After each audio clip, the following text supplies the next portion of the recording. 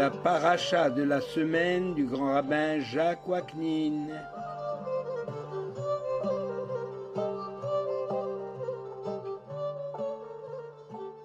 Chers amis, bonjour. La paracha Miketz, la providence individuelle. En général, l'être humain ignore dans quel but il a été créé. Il ne le découvre que dans la mesure où il se pose la question. La famille au sein de laquelle il est né, son sexe, l'époque de sa naissance et le pays d'origine, ces 4 facteurs qu'il n'a pas choisis, sont déterminants pour l'orientation première de sa vie. La vie de toute personne se précisera au fur et à mesure de son évolution. Cette évolution dépend tout d'abord de la volonté des parents, jusqu'au moment où l'enfant acquiert la liberté de penser de lui-même et la liberté d'agir. La vie n'étant pas linéaire, elle comporte des choix à chaque étape. Or, il est impossible de prévoir toutes les étapes, car tout peut changer à la suite d'une épreuve, d'un incident ou d'une rencontre. Et en définitive, la personne se retrouve dans une situation qu'elle n'aurait jamais ou qu'elle n'aurait pas imaginée. Juste un petit exemple entre les infinités de possibilités. C'est l'histoire vraie d'un officier SS éduqué dans les jeunesses hitlériennes et dans la haine du juif, et qui, après la guerre, à la suite d'une série de rencontres et d'événements, il s'engage dans le judaïsme et devient rabbin. Nos sages expliquent la fluctuation des orientations dans la vie d'un homme par l'intervention de la providence individuelle, que l'on appelle en hébreu la hashgacha pratit. Nous allons aborder le problème du libre arbitre et de ses limites. Le libre arbitre dont jouit toute personne est le fondement même de la justice divine au niveau de la rétribution du comportement humain. L'homme est récompensé selon ses intentions et ses actes. Hachem vient en aide à celui qui veut se purifier. Et la Torah affirme qu'il est longanime et laisse le méchant suivre son chemin dans l'espoir de le voir s'amender. Al ta'amin be'atzmach ad yom motach, c'est Rabban Gamliel qui disait « Ne sois pas sûr de toi jusqu'au jour de ta mort, car tout peut changer. » Nos sages disent que les tournures imprévisibles que prend la vie d'un homme font suite à des manifestations de la providence qui permettent à l'homme de découvrir la force et les richesses de son âme et le placent chaque fois devant un nouveau choix. L'épopée de Yosef, l'histoire de Yosef donc, est exceptionnelle de ce point de vue pour illustrer l'intervention de la providence et expliquer certains revirements de l'histoire.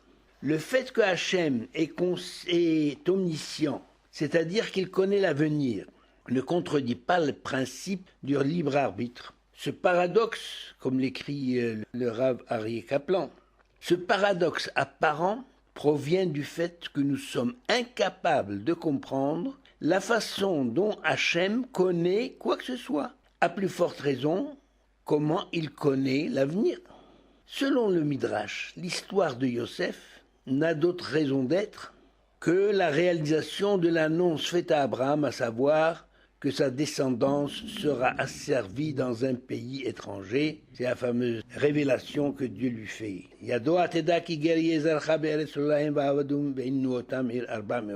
Si nous suivons le récit de l'histoire de Yosef, tout paraît cohérent. Les événements se suivent logiquement de manière naturelle. Mais si nous nous arrêtons à chaque étape, on serait en droit de penser que les événements auraient pu prendre une autre tournure, tout aussi logique et aussi naturelle. S'il n'en a pas été ainsi, c'est parce que la Providence a infléchi le cours de l'histoire pour qu'elle aboutisse à sa finalité connue de Hachem tout seul. Reprenons le récit de la Torah. Yosef est choyé par son père. Les frères en sont jaloux. À la rigueur, ils auraient pu le mettre en quarantaine parce qu'il disait du mal d'eux. Et l'histoire aurait pu s'arrêter là. D'autant plus que Yosef est un jeune homme, c'est-à-dire Nahar, qui va grandir et devenir raisonnable et se réconcilier avec ses frères. Ou alors, il va quitter la maison et s'en aller faire sa vie ailleurs, comme cela arrive dans bon nombre de familles.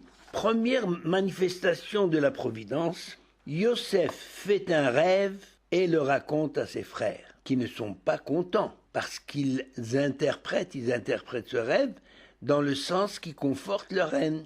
Et il y a une seconde intervention de la providence, qui a pour effet de renforcer la haine de ses frères, c'est le second rêve. Alors, on peut se poser la question, est-il pensable, on résume l'histoire parce qu'on ne va pas la reprendre point par point, mais les points importants. Est-il possible que Yaakov, connaissant les rapports de Yosef avec ses frères, donc Yaakov sait quels sont les rapports de Yosef avec ses frères, et il l'envoie justement en mission pour avoir de leurs nouvelles. Mais ce père aimant est-il si inconscient du danger que pouvait courir Yosef? Face à des frères hostiles, Yaakov agit probablement sous l'influence de la providence. Jeté dans un puits, alors que les frères cherchaient d'abord à l'éliminer, il est retiré de ce puits pour être vendu à une caravane qui passait par là, par hasard, juste à ce moment, qui lui a sauvé la vie. Il a sauvé la vie à Yosef. Autre fait étonnant, Potiphar, qui connaissait la légèreté de sa femme, achète, contre toute logique, un esclave d'une grande beauté, attirant le regard de toute la gente féminine. Il est impensable de ne pas y voir une intervention de la Providence. Pour nous révéler la grandeur de ce jeune homme, un véritable héros qui est arrivé à résister aux assauts de la femme de Potiphar et a mérité en conséquence le titre de tzaddik.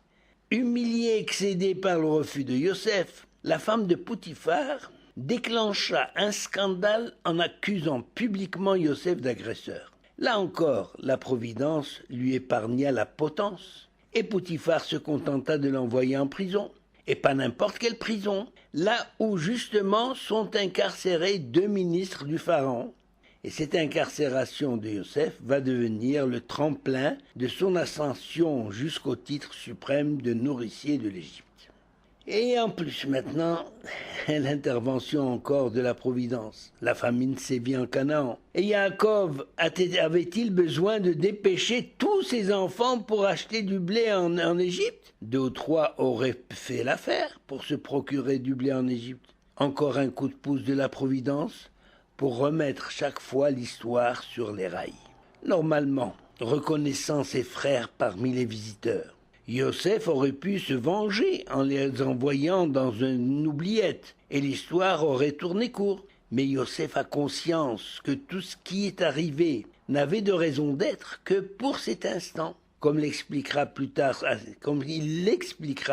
ses frères, eh bien, d'ailleurs pour les rassurer, il leur dit, c'est Hachem qui l'a dépêché en Égypte pour assurer leur survie. C'est-à-dire, s'ils l'ont vendu en Égypte, c'est finalement Dieu qui les a inspirés, eh bien, pour justement leur préparer un avenir meilleur, tranquille en Égypte pendant la famine. Mais juste avant de se faire reconnaître de ses frères, Yosef tenait à savoir s'ils ont regretté leur comportement et s'ils méritent le pardon. Comment le vérifier? Eh bien, Yosef s'est rappelé que la véritable teshuva, la repentance sincère, consiste à triompher dans une situation similaire à celle de la faute d'origine. Yosef donc décide de susciter la jalousie des frères en donnant à son petit frère, à Benjamin, un cadeau qui est 5 fois plus important que celui attribué à chaque frère. De plus, il fit mettre sa coupe d'argent dans le sac de Binyamin dans le but de le faire arrêter à la douane et de voir comment ses frères allaient réagir. La réaction véhémente des frères, prêts à donner leur vie pour sauver leur petit frère, apaisa l'âme de Yosef, convaincu du changement de comportement de ses aînés. Consolé, Yosef invita ses frères à aller chercher leur père pour l'installer en Égypte. Le projet du vin est ainsi réalisé grâce aux différentes petites interventions de la Providence. Si un jour il m'arrivait d'écrire le cours de ma vie, eh bien je pourrais relater avec précision les circonstances qui l'ont orienté à l'opposé du projet que je pensais réaliser du point de vue intellectuel, spirituel, matériel. Nos textes sacrés sont d'ailleurs familiers de ce phénomène qui touche absolument tout le monde. Beracha ve'hatzlacha.